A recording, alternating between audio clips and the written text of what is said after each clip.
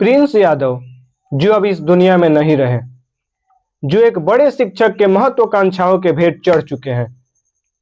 मैं बड़ा के इस लड़ाई ने एक हंसते खेलते परिवार को पूरी तरह बर्बाद कर दिया। उस घर के खुशियों का गला घोट दिया जिस घर में 29 जून को शादी थी। उस बहन का भाई छीन लिया इन दरिंदों ने जो कुछ दिनों में डोली चढ़ने वाली थी। उस पिता की स्थिति के बारे में जरा सोचिए, जो डोली उठाने का सपना सजाया था आज उसी कंधों पर अर्थी होगी। आखिर किसने मारा प्रिंस यादव को? खान सर और रोशन सर के इस लड़ाई ने, खान सर के बयान ने, हमारी सिस्टम ने, या फिर हमारी न्यायपालिका ने? आखिर इस बेगुनाह निर्दोष के जान की जिम्मेदारी लेगा कौन? आज उस परिवार के आंसू हम सभी के आंखों में आंखें डालकर हमसे सवाल पूछ रही है। जवाब दो। कौन देगा उस माँ के सवालों का जवाब जिसके एक बेटे को उस हालात में जमानत नहीं मिली जब उसका ऑपरेशन हुआ था, जब उसे हॉस्पिटल की जरूरत थी ना कि जेल की, और दूसरे को बड़ी आसानी से बेल मिल जाता है, जबकि लड़ाई तो स्टाफों की हुई थी। फिर रोशन आनंद को जेल में क्यों डाल दिया गया? कौन करेगा उस बुजुर्ग पिता के लाखों सवालों का सामना? क्या आप कर पाएंगे? क्या ये मीडिया, ये समाज कर पाएगा? क्या आप जवाब दे पाएंगे जब वो बहन आपसे पूछेगी कि उसके भाई को सिर्फ इसलिए मार दिया गया कि उसका भाई अच्छा पढ़ा रहा था,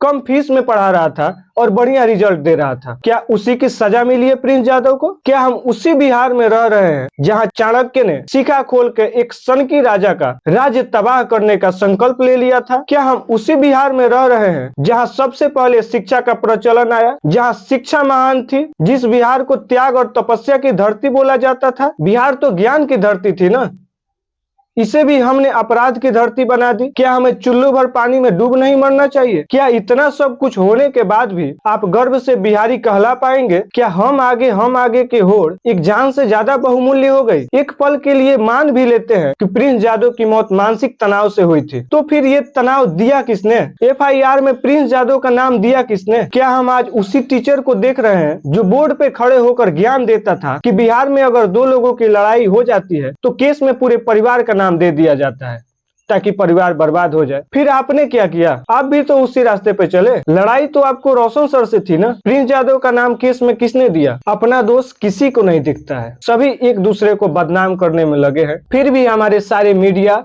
सारे पत्रकार और सारे डिजिटल क्रिएटर कथाकथित तौर पे उसी व्यक्ति की तरफदारी करने में लगे हुए हैं, उसी व्यक्ति की चाटने में लगे हुए हैं, क्योंकि चाटने की तो आदत पड़ गई है। लेकिन एक बात हम कहना चाहेंगे कि एक जलती हुई मोमबत्ती पूरी तरह बर्बाद हो जाने के बाद, पूरी तरह पिघल जाने के बाद, तब उसे पता चलता है कि उसको उसी धागे ने पिघला दिया, बर्बाद कर दिया, जिस धागे को उसने अपने सीने में दबा कर रखा था, छुपा कर रखा था।